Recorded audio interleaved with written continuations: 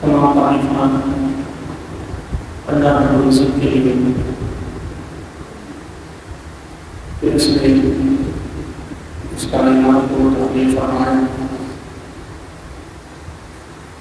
اور درود سلام کو حضور صلی اللہ علیہ وسلم اپنے ملک کا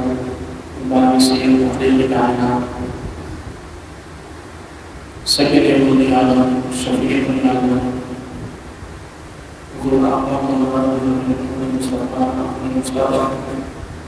صلی اللہ علیہ وسلم کی نازل اور برکات کہ جنہیں اللہ رب العزت نے معلم کائنات بنا اور اس فرمایا اور اس نام کو صلی اللہ علیہ وسلم کے جميع صحابة الكرام أهل العلم اسمحات الإمام صلاة الشهداء ورحمة الكرام كتبوني رسول الله صلى الله عليه وسلم کی تعلیمات پر عمل فرما کر ہمارے لیے عمل فراہم کیا. سامعین محترم، اللہ تبارک و تعالیٰ نے اس کائنات میں اپنی جانب سے اپنے مقرر دین کا تطور اس لیے فرمایا اور کیوں فرمایا گیا اس کے حوالے سے دوسرا جو میں نے آپ کے سامنے گفتگو کی جا چکی کہ تطور محض اس لیے ہے کہ بندہ ایک عام شخص اللہ کی اولیاء کی سیرت سے واقف ہو کر رب کائنات کی بارگاہ میں رسائی حاصل کر سکے. ان اولیاء کاملین کی زندگی کا مقصد نہ تو کرامتی کے نہ رہا، نہ لوگوں سے بامانے سمجھنا رہا، اور نہ ہی اولیاء کرام کی زندگی کا مقصد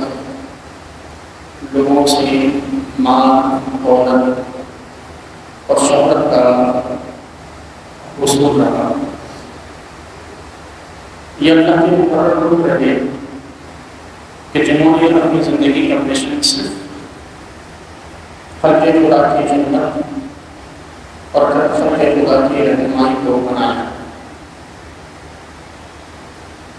تو اللہ تعالیٰ نے ان کے اخلاص کی بدولت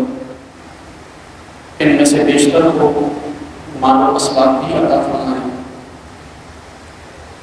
عزتیں اور شہرتیں بھی عطا فرمائے، اور لوگوں کے دلوں میں ان کی محبتوں کو بھی اجاگر فرمائے. یہاں تک کہ میدان محشر میں اللہ تبارک و تعالیٰ نے دیگر لوگوں کے مقابلے میں جدا کرنا اور ممتاز جگہ بھی عطا فرمائے گا. یہ وہ مبارک مقدس ہستیاں ہیں کہ جن کے پاس مال کرنا بھی صحیح ہے تو مال کی محبت ان کے دلوں میں پیدا نہ ہو سکتی. اور آپ کا حال تو یہ ہے کہ مال نہیں ہے، اس کے باوجود مال کی محبت ہے. یہ وہ شخصیات کی کہ مال کو دے ہوئے بھی مال کی محبت سے دکھانے ہیں اور اپنی تمام تر مقام کو، اپنے تمام تر اسباب اور وسائل کو اللہ کی راہ میں خرچ کرنا اپنے لیے اعزاز اور اپنے لیے باعث فخر سمجھ لے، اور اپنے لیے اسے اعزاز سمجھ کر جب ضرورت پڑتی اپنا سب کچھ اٹھا کر اللہ کی راہ میں دے دیا کرتے. یہ وہ افراد تھے کہ جن میں سے بیشتر آج کے مالداروں سے زیادہ مالدار تھے، جنہیں اللہ تعالیٰ نے بے پناہ وسائل عطا فرمائے تھے، جن کے اسباب کا، جن کی دولتوں کا کسی قسم کا کوئی حساب و کتاب آج کے اس دور میں نہیں کیا جا سکتا. لیکن انہوں نے صرف اللہ کی محبت کے خاطر اور رب کائنات کی اطاعت اور اس کی فرمانبرداری میں خود خدا پر اپنا سارا مال یا تو خرچ کر دیا یا اللہ کی محبت کے خاطر اپنا سارا مال لٹا دیا۔ ان میں سے بہت سی شخصیات ہیں، بہت سی ہستیاں ہیں، اور ہمارا یہ یقین ہے کہ اللہ تعالیٰ جب کسی کو اپنا محبوب بناتا ہے تو رب تعالیٰ کا جب بندہ قرب حاصل کرتا ہے تو اس کے لیے دنیاوی چیزیں، مادی چیزیں کسی بھی طور پر میٹر نہیں کرتی، کیونکہ اس کی نظر میں اہمیت صرف ایک چیز کی ہوتی ہے اور وہ یہ کہ رب راضی ہو جائے، اور اس کی رضا کے لیے انہیں کچھ بھی قربان کرنا پڑے وہ پیچھے نہیں ہٹا کرتے۔ انبیاء میں بھی مثالیں موجود ہیں اور یہ کرام میں بھی ایسی بہت سی مثالیں موجود ہیں کہ جنہوں نے رب سے قرب کا دعویٰ کیا اور ضرورت پڑنے پر اپنا سب کچھ اٹھا کر اللہ کے نام میں خرچ فرما دیا۔ یہ شخصیتیں، یہ ہستیاں، یہی وجہ ہے کہ اپنی زبانوں پہ اثر رکھا کرتے تھے کہ ان کے بعض و نصیحت میں، ان کے خطبات میں لوگ شریک ہو کے سینکڑوں کی تعداد میں توبہ کرتے ہیں، اور سینکڑوں کی تعداد میں بلکہ ہزاروں کی تعداد میں لوگ اجتماعی ان کی بارگاہ میں حاضر ہو کر توبہ کرتے ہیں۔ ان کے زبانوں میں اثر میں یہ عادت تھا کہ ان کی بعض و نصیحت کی مجلسوں سے لوگوں کے دل دہل گئے اور لوگوں کے جنازے اٹھا کرتے ہیں۔ یہ اثر کمایا نہیں جا سکتا، یہ اثر حاصل نہیں کیا جا سکتا، یہ زبانوں میں یہ اثر کسی بھی طرح کسی سے ادھار یا مستعار نہیں لیا جا سکتا۔ یہ اثر اللہ تبارک و تعالیٰ سے مخلص لوگوں کی زبانوں میں لڑتا ہے کہ جن کی زبان سے نکلنے والا ایک لفظ دل میں اترتا ہوا محسوس کرتا ہے۔ اور اللہ تبارک و تعالیٰ نے اپنے مقررین کی زبانوں میں یہ اثر رکھا ہے، اللہ تعالیٰ نے اپنے محبوب لوگوں کی زبانوں میں یہ اثر رکھا ہے کہ لوگ ان کی محض بات کو سن کر اپنا سب کچھ قربان کر دیں، لوگ گناہوں سے توبہ کر لیں، لوگ رب تعالیٰ کے احکام کی فرما بردار ہو جائیں، اللہ تعالیٰ کی نافرمانی سے اپنے آپ کو بچائیں۔ اور اللہ تبارک و تعالیٰ کی محبوبین نے جو فرامین چھوڑے ہیں، یعنی جو انہوں نے خط و کتابت کے ذریعے لوگوں کو بعض نصیحت کی کہ جنہیں ہم مکتوبات کہتے ہیں، یا جو انہوں نے مختلف مقامات پر بعض نصیحت کیا اور پھر لوگ بعد کے لوگوں نے ان کو جمع کیا، ان کے سننے والوں نے لکھا اور آج وہاں تک پہنچے، اللہ تعالیٰ نے ان کلمات اور ان الفاظ میں بھی بڑا اثر رکھا۔ یہی وجہ ہے کہ ان حضرات کے، ان شخصیات کے، ان اولیاء کرام کے مکتوبات بڑے بااثر ہیں، اور آج بھی معاشرے میں اگر کوئی شخص ان کو سمجھ کے پڑھے تو اصلاح ممکن ہے۔ اور ان شخصیات و ہستیوں کے جو ملفوظات ہیں وہ بھی بڑے اثر انداز ہوتے ہیں، بشرطیے کہ انہیں اخلاص کے ساتھ اور محبت کے ساتھ پڑھا جائے۔ حضور سیدنا غوث اعظم جیلانی علیہ رحمہ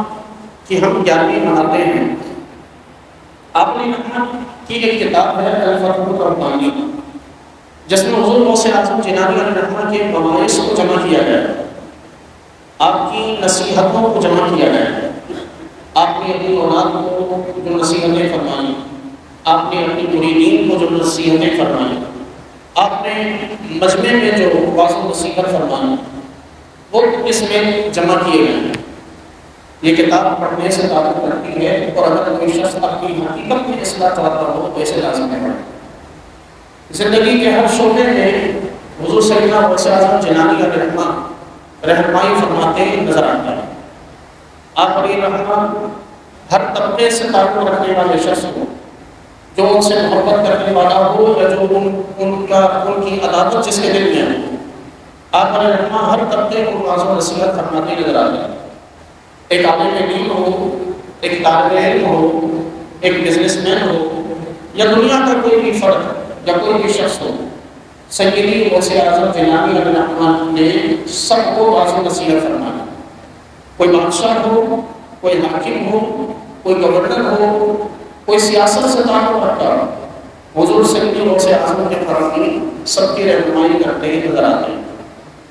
چند ایک چیزیں اور چند ایک باتیں میں ایک مثال کے طور پر آپ کے سامنے عرض کروں وگرنہ تو پوری کتاب تقریباً 500 ساڑھے 500 صفحات کی کتاب ہے، تو پوری کتاب کا خلاصہ کرنا ممکن ہے۔ میں چند ایک فرامین حضور غوث اعظم جیلانی علیہ رحمہ کے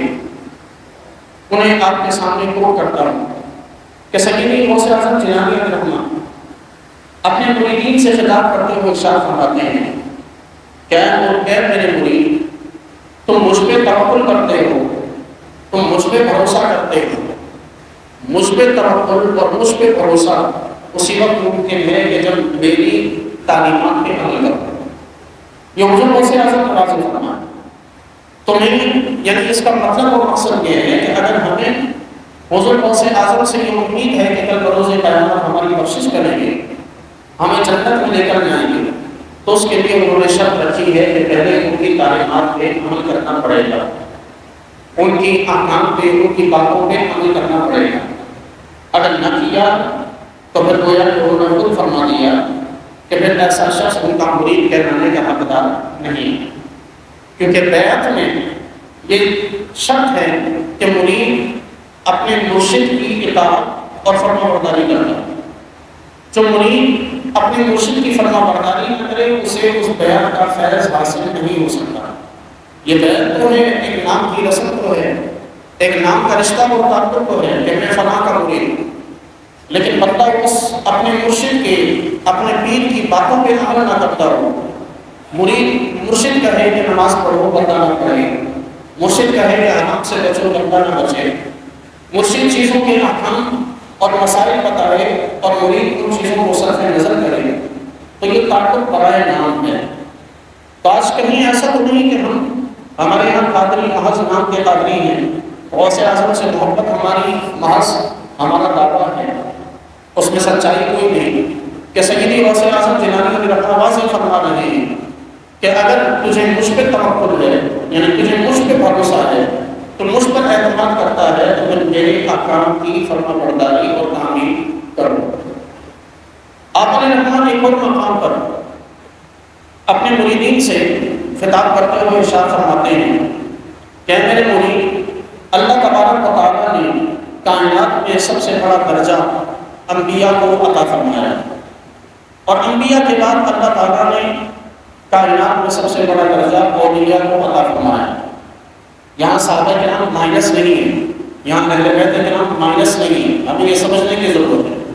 ولایت شروع ہی صحابہ سے ہوئی۔ جب اولیاء کرام کہا جائے اور ان کی فضیلت اور ان کا مقام و رتبہ بتایا جائے تو یہ سمجھ لینا چاہیے کہ کائنات کے سب سے بڑے ولی حضور کے صحابہ ہیں۔ ان سے کم اور ان کے مقابلے میں ان کی کسی طرح ان کی برابری بعد کے اولیاء میں سے کوئی نہیں کر سکتا۔ تو یہ جتنے بھی اولیاء کرام ہیں، حضور غوث اعظم فرماتے ہیں کہ اللہ نے انہیں اپنے انبیاء کے بعد مقام عطا فرمایا۔ یہ اولیاء انبیاء کے وارث ہیں، ان کی تعظیم غوث اعظم فرماتے ہیں کہ ان کی تعظیم کرنا فرض ہے، جو ان کی تعظیم نہ کرے وہ گناہ ہے۔ اب یہاں سیدی غوث اعظم کا فرمان ہمارے سامنے ہے کہ ان کی تعظیم کرنا ہم پر، یعنی اولیاء کرام کی تعظیم کرنا ہم پر لازم ہے، جو نہ کرے وہ بدعقیدہ اور گمراہ ہے۔ اب آج ہم اپنی اس دور کو اٹھا کے دیکھیں کہ ہمارے دلوں میں اللہ تبارک و تعالیٰ کی ان اولیاء کاملین کی محبت کتنی ہے، دلوں میں ان شخصیات کا ادب کتنا ہے، اور ہم کہیں نہ کہیں ان افراد کی، ان اولیاء کرام کی کہیں نہ کہیں کسی گستاخی میں مبتلا ہیں۔ اور یہ مجھ سے بہتر آپ لوگ جانتے ہیں کہ ہم جس سوسائٹی میں ہیں، ہم جس معاشرے اور جس دور میں جی رہے ہیں، یہ بڑا بدتمیزی والا دور ہے۔ یہ ایک ایسا دور ہے کہ جس کے منہ میں زبان ہے، اس کا جو جی چاہتا ہے وہ بول دیتا ہے۔ اسے نہ تو اولیاء کی حرمت کا پاس ہے، نہ ان مقربین خداوند کے اللہ تعالیٰ کے قرب کا پاس ہے۔ جو مرضی آئے، آج ہمارا سوشل میڈیا ایک اوپن پلیٹ فارم ہے کہ جس پر کوئی بھی شخص یا تو کچھ لکھ دیتا ہے یا کچھ بول دیتا ہے، نہ کسی قسم کی حرمت کا کوئی پاس، نہ کسی کی عزت کا کوئی لحاظ ہے۔ تو یہاں ہمارے لیے سمجھنا ضروری ہے کہ اگر ہمارے قلم اور ہماری زبانیں ان اولیاء کرام میں سے کسی کی توہین میں اگر مبتلا، سیدی غوث اعظم سے ہمارا تعلق نہیں ہو سکتا۔ حضور غوث اعظم سے ہمارا تعلق کسی صورت نہیں ہو سکتا اگر ہم اللہ کے اولیاء میں سے اللہ کے کسی بھی ولی کی توہین کے مرتکب ہیں۔ اللہ تعالیٰ کے اولیاء میں سے ہم کسی کی ولایت کے اگر انکاری ہیں، اگر ہم ان کی توہین کرتے ہیں، ان کی گستاخی کرتے ہیں، ان کے کمالات کا انکار کرتے ہیں، ان کی خوبیوں کا انکار کرتے ہیں، تو سیدی غوث اعظم سے تعلق نہیں ہو سکتا ہمارا، کیونکہ ان کی تعلیم اور ان کی تربیت یہ ہے کہ ان تمام اولیاء کی عزت، ان کی تقریب کرنا ہم پر فرض ہے۔ یہ ان کی تعلیم۔ یوں ہی حضور غوث اعظم نے فتح الربانی میں ہی ارشاد فرمایا کہ اولیاء کے بعد اللہ تعالیٰ نے مقام و رتبہ عطا فرمایا علماء کو، اور فرمایا کہ علماء اپنے دور میں اللہ تبارک و تعالیٰ کے مقرب ہیں، کیونکہ یہ اللہ کے نبیوں کے وارث ہیں۔ اب یہ بڑا کلیئر حضور غوث اعظم جیلانی علیہ رحمۃ کا فرمان۔ آج ہم اپنی سوسائٹی اور اپنے معاشرے کو دیکھ رہے ہیں کہ ہم میں سے تقریباً ہی ہر شخص ان علماء کرام کی توہین، ان کی گستاخی کے مرتکب، اور کسی صورت ایسا شخص حضور غوث اعظم سے ایسے شخص کا کوئی تعلق نہیں ہو سکتا، کیونکہ یہ صراحت کے ساتھ سیدی غوث اعظم کی نافرمانی۔ یوں ہی حضور سیدی غوث اعظم اس کے بعد فرماتے ہیں کہ اللہ تعالیٰ نے پھر علماء کے بعد اگلا جو رتبہ عطا فرمایا وہ اللہ تبارک و تعالیٰ نے اس امت کے علم دین حاصل کرنے والے طلباء کو عطا فرمایا۔ یہ سیدی غوث اعظم فرما رہے ہیں کہ پھر امت کے جو علم دین حاصل کرنے والے طلباء پھر مقام و رتبہ ہوگا۔ اور ہم اندازہ لگائیں کہ آج کی جس سوسائٹی میں ہم جیتے ہیں اور جس میں ہم رہتے ہیں کہ ہمارا طلباء مدارس کے طلباء کے متعلق ہمارا کیا نقطۂ نظر ہے، تو یہ پورا کا پورا کرائٹیریا ہے جو سیدی غوث اعظم نے ہمیں بتایا۔ اور یہ محض میں نے آپ کے سامنے حضور غوث اعظم کے دو اقوال ذکر کیے۔ الفتح الربانی حضور غوث اعظم کے ایسے اقوال سے بھری پڑی۔ اصلاح چاہتے ہیں تو کم از کم اس کتاب کو پڑھیں، اور تاکہ پتہ چلے کہ سیدی غوث اعظم نے جو زندگی گزاری کیا فرما گئے، پتہ چلے کہ حضور غوث اعظم کی تعلیمات کیا ہیں۔ آپ جو واضح نصیحت فرماتے تھے تو لوگ اس واضح نصیحت کے نتیجے میں توبہ کیوں کرتے تھے؟ ایسا کیا تھا ان کی زبان میں، ایسا کیا تھا ان کے کلمات میں، ایسا کیا تھا ان کے الفاظ میں کہ لوگ سنتے تو ان کے دل نرم پڑ جاتے، لوگ توبہ کرنے پر مجبور ہو جاتے ہیں۔ غیر مسلم ان کے کلمات کو سن کے، ان کے کلمات کو سن کر کلمہ پڑھ کے مسلمان ہونا قبول کر لیتے۔ کوئی گمراہ اگر ان کے الفاظ و کلمات کو سنتا تو ان کے ہاتھ پہ توبہ کر لیتا۔ لوگ جو ان کے واضح و نصیحت کی مجلسوں میں بیٹھتے ان کے کلمات و الفاظ کو سن کے دل دہل جاتے، دل پھٹ جاتے، اور لوگوں کے مجلسوں سے ان محافل سے جنازے اٹھا کرتے۔ آخر کوئی تو وجہ ہوگی کہ ان کلمات میں یہ اثر تھا،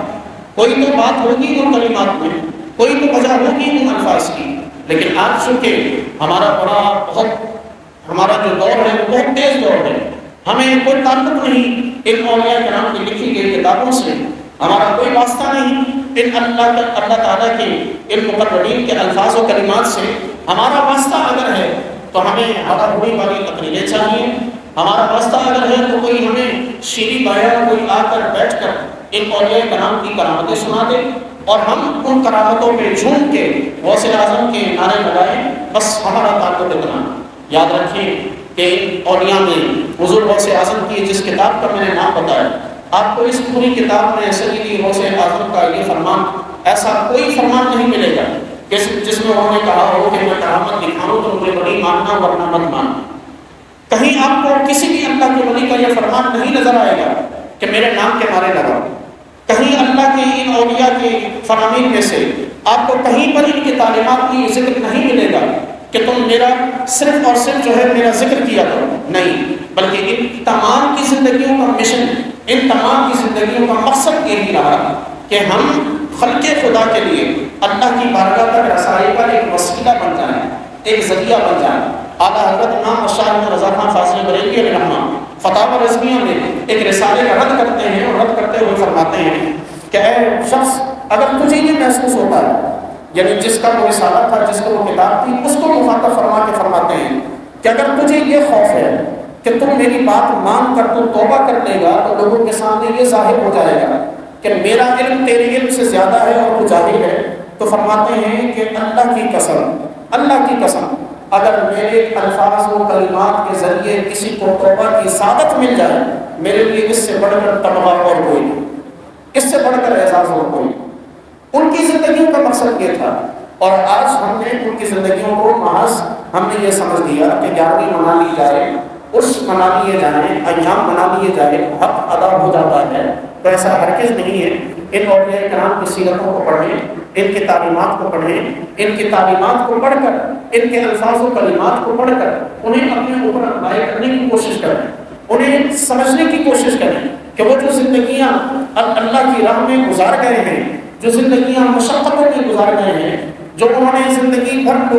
لوگوں کے سامنے کھڑے ہو کر اللہ کا دین سنایا، اللہ کا دین بتایا، اللہ تعالیٰ کی کلمات بتائے، رب کی آیات سنائی، حضور کی احادیث سنائی، صحابہ کی سیرت کو پیش کیا، وہ بلا وجہ نہیں تھا، وہ اس وجہ سے نہیں تھا کہ ان کی واہ واہی کی جائے، وہ اس وجہ سے نہیں تھا کہ لوگ صرف ان کے ناموں کی تسبیحیں پڑھتے رہیں، وہ اس وجہ سے تھا کہ وہ بیان اس لیے کرتے تھے کہ حضور کی حدیث جب سامنے کوئی شخص سنے تو وہ اس حدیث پر عمل کرنے کی کوشش کرے، اللہ کی آیات کو سنے تو اللہ کی آیات پر عمل کرنے کی کوشش ہو، اللہ تعالیٰ کے احکام کو سنے تو ان احکام کو اپنانے کا ارادہ ہو، حضور کے صحابہ کے اقوال سنیں اور صحابہ کی سیرت کو سنیں تو ان صحابہ کرام کی سیرت کو اپنانے کا شوق اور جذبہ دلوں میں پیدا ہو، اور یہ دلوں میں یہ جذبہ پیدا نہ ہو سکا تو گویا کہ ہم آج اتنے سالوں کے گزرنے کے بعد ہم اللہ کے ان اولیاء کرام کے وفادار نہیں رہے ہیں، ہم بے وفائی کر رہے ہیں، نام لے کر بے وفائی کر رہے ہیں۔ ایک وہ شخص ہے کہ جو مانتا ہی نہیں سرے سے، اس سے کوئی گلہ شکوہ نہیں، جو سرے سے تسلیم نہیں کرتا، انہیں اللہ کا ولی نہیں مانتا، ان کے کمالات کا قائل نہیں ہے، ان کی خوبیوں کا قائل نہیں ہے، ان کی تعریف نہیں کرتا، ان کو اللہ تعالیٰ کا مقرب نہیں مانتا، اس سے کیا گلہ شکوہ کہ جو انہیں تسلیم ہی نہ کرے۔ گلہ شکوہ تو بنتا ہی اس سے ہے کہ جو انہیں اللہ کا ولی بھی مانے، جو انہیں آئیڈیل بھی مانے، جو انہیں اپنے لیے رول ماڈل بھی مانے، لیکن پھر ان کی تعلیمات پہ عمل نہ کریں۔ تو اس لیے آج کا پیغام بس یہی ہے کہ گزشتہ 3 جمعوں سے آپ کے سامنے یہی ذکر کیا جا رہا ہے کہ اللہ تعالیٰ کی ان اولیاء کرام کی سیرت کو خدا را پڑھیں، انہیں پڑھیں کہ ہمیں ہر قسم کے تعصب سے پاک کر دیں۔ آج ہم جس تعصب کا شکار ہیں، یہ اللہ کے اولیاء کی سیرت ہمیں اس تعصب سے نکالے گی۔ آج ہم جس ذہنی غلامی کا شکار ہیں، یہ اللہ کے ان اولیاء کی کلمات ہیں کہ جو ہمیں اس سے نکال سکتے ہیں۔ آج ہم دین سے جتنا دور ہیں، آج ہم دین سے جتنی دوری ہم نے اختیار کر رکھی ہے، یہ دوری صرف اللہ کی ان اولیاء کی سیرت مٹا سکتی ہے۔ آج ہم اللہ کا قرب چاہنے کے باوجود حاصل نہیں کر پاتے۔ یہ قرب ہمیں اگر کوئی عطا کر سکتا ہے تو یہ اللہ کے اولیاء کی سیرت ہے کہ جن کے ذریعے یہ اپنے سیرت کے ذریعے یا اپنے فرامین کے ذریعے ہمیں حضور کی ذات تک پہنچاتے ہیں، اور رسول اللہ کی ذات ہمیں خدا تک پہنچاتی ہے۔ خالق کائنات سے دعا ہے کہ پروردگار ہم سب کو عمل کے توفیق محمد فرمائے۔